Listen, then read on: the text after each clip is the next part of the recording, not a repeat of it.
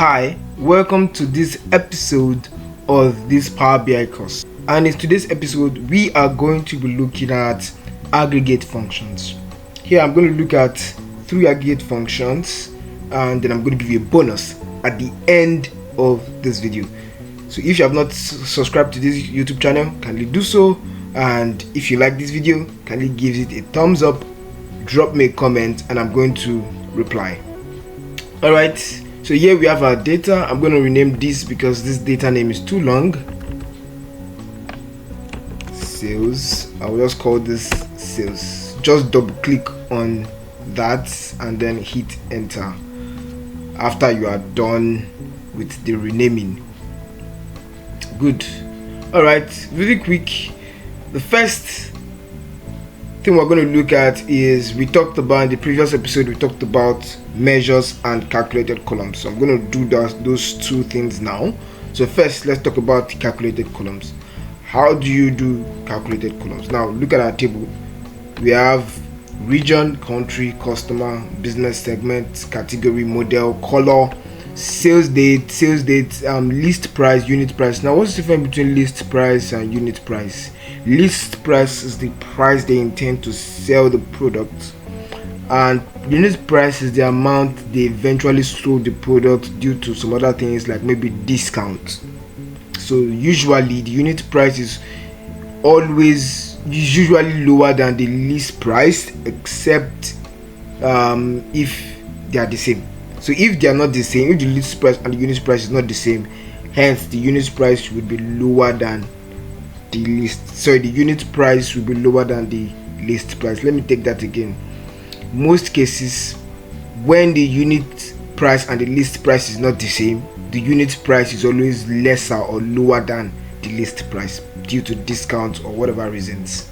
Then you have the order quantity, how many quantity they ordered. Alright, so really quick, we're going to create some calculated columns to create an extra column, and this time around is going to be revenue, how much they actually made from these transactions. Alright, so I'm going to create a new column. So if I go to my table view, I'm on my table view right now. I'm on my table view and I clicked on this table, and then that's where this would appear. And then I'm going to go to new column. So new column is where I'm going to create a new column. So I'm clicking on that. Good. So it brings me up like the formula bar in Excel, and here I'm going to start with my column name. I'm going to call this revenue colon. Just call this call equals.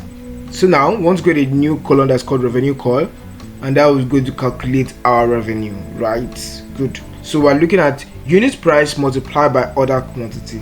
Exactly. Now, because of the intelligence in Power BI, you do not need to write the whole name. You don't have to write the table name and then the column name. So what you have to do is just call the column. Just call the column. I would say unit price. As you can see, unit price. It calls the table as well. The table name sales unit price. Just click on it and then multiplied by order quantity, right? ORD. You can see it brings this up. Just click on it and then hit enter. Good. Now we have our new column that's called revenue. So this is the amount that was made from each of these transactions. Alright, good. So this is how to create a calculated column. Now, how do we create a measure? Measure is quite different. Alright, and click on the table, that's the table header, the sales, and then go to new measure. So we're going to say this is, so I'm going to call this revenue.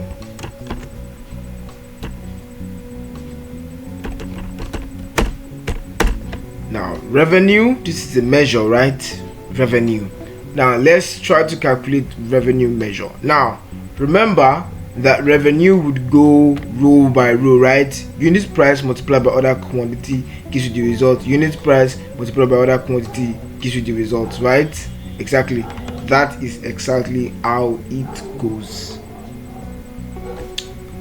So in that regard, we're going to use what is called an iterator function. Iterator function is an aggregate function that goes row by row.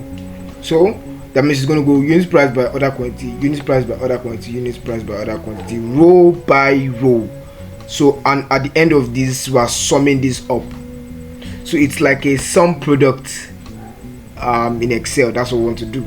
So we're saying sum x, just click on this sum x. Now look at this, it says sum x, then table. What's the table name? Which table are you calling this from? We have called this is the sales table, right? So we're going to call this sales. So click on this comma, then the next argument is the expression. How do you want this to be calculated?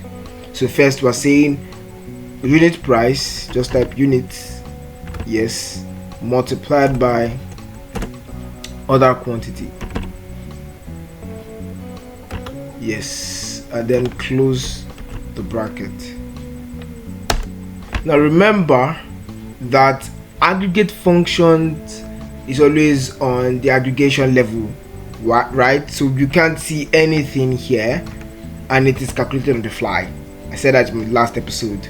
So you can't see anything here until you go to the report view. If you go to the report view and then you come to this visual, if your visual is collapsed like this, just click here and then it's going to expand it. Then come here to this card. You're going to see 1 2 3. That icon that has 1 2 3 is your card visual, and then good. Now you're going to click on this revenue and drag it to the field.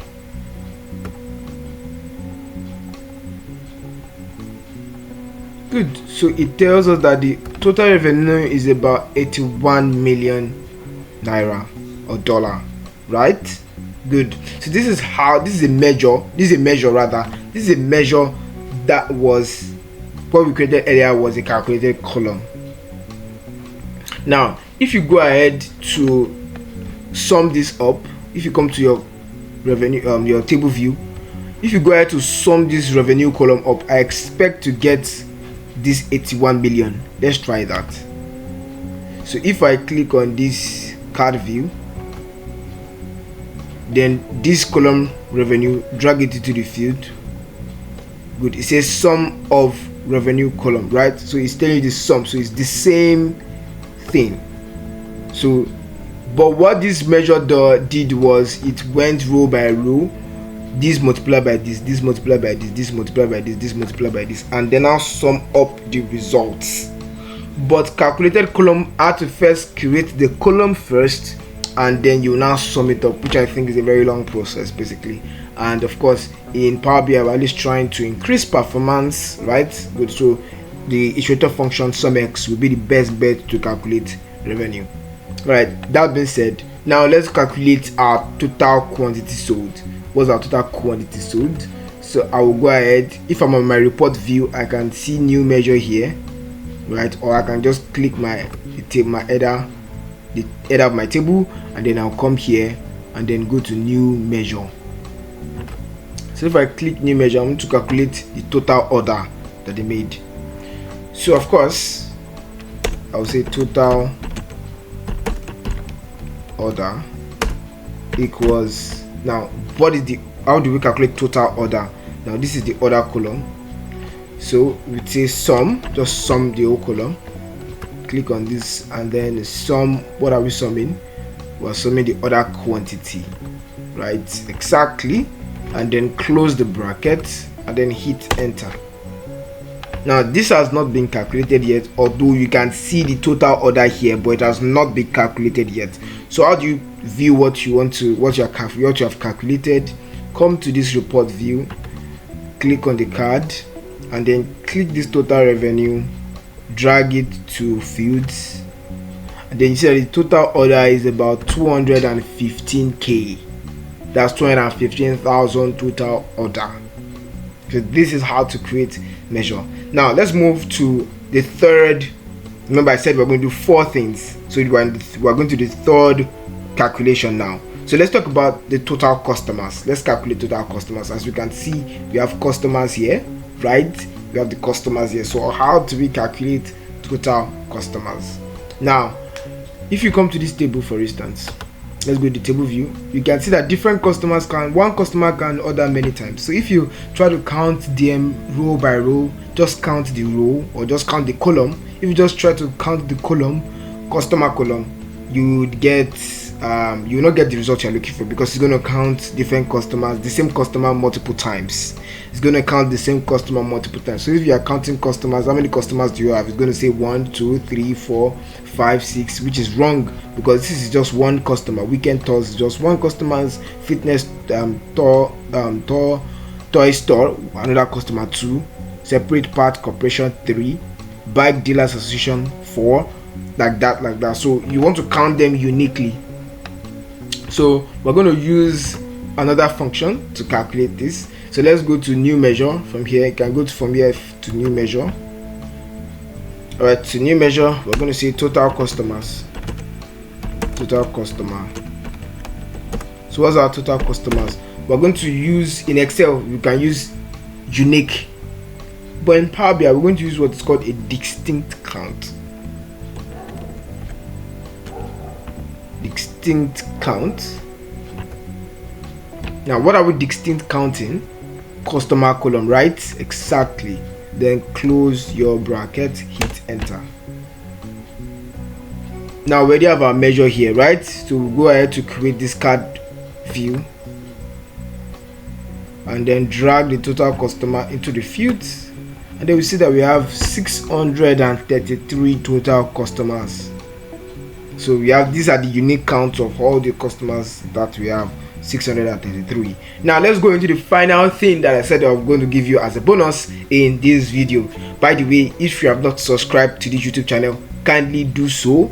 I mean, that's the little you can do for me for giving out this value, and like this video as well and make a comment on the video, right? Thank you very much. All right, let's go into the last thing for today. So now we're going to calculate. Remember that we talked about the list and the unit price, right? Exactly. So that means list price is the amount they tend to sell the product. Unit price was the price they eventually sold the product, maybe due to discount. So that means their revenue, their expected revenue is going to be different from their actual revenue, right? Exactly. So the revenue we calculated earlier was their actual revenue. This revenue column is the actual revenue they actually got from each of these transactions, and the total that we got was about 81 million. All right, so now how do we calculate their expected revenue? Now that means the expected revenue is going to be list price multiplied by order quantity. That's the amount they were supposed to get if they had sold it at the intended price, which was the list price. All right, so now let's go to calculate the expected revenue. So we're going to use measures instead. We're not going to use the new column. Still the same idea. So I'm going to go to new measure. I'll call this expected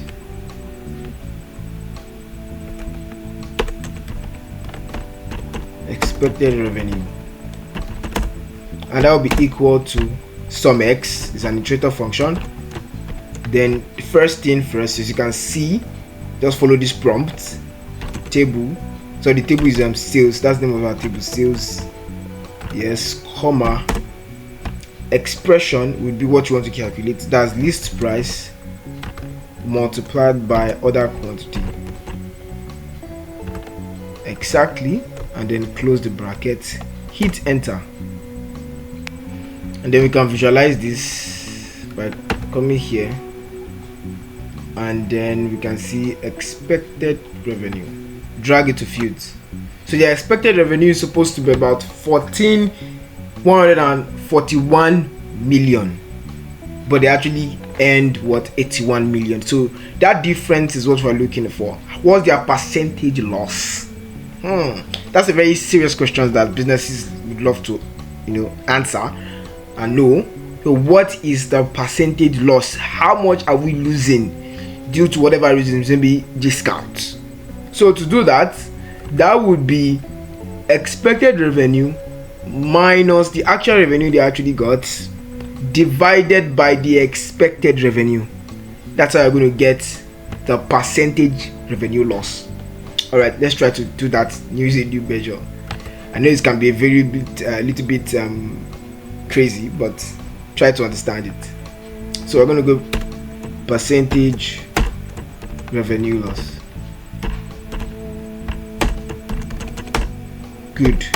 Remember, we said first we are going to subtract the expected revenue, the actual revenue from the expected revenue. So that will be, now since these both of them are measures, what we can do is that we can use a square bracket to call out all the measures we've created initially. So I'll press down the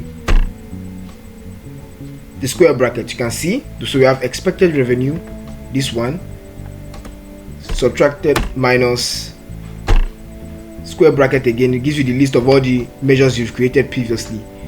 This is the money they are losing, right?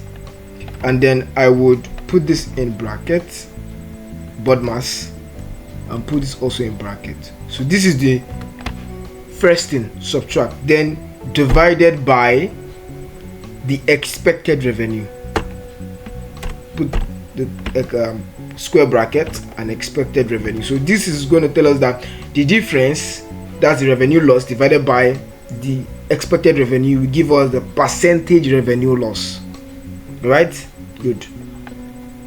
And then because we want this in percentage, I can go to the format and click here. It's going to execute first, and then I can change the percentage.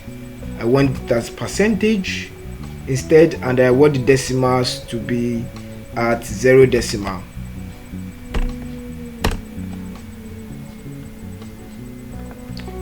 Alright, let me visualize this. Go to card and percentage revenue loss. Yes, this. Drag it to field.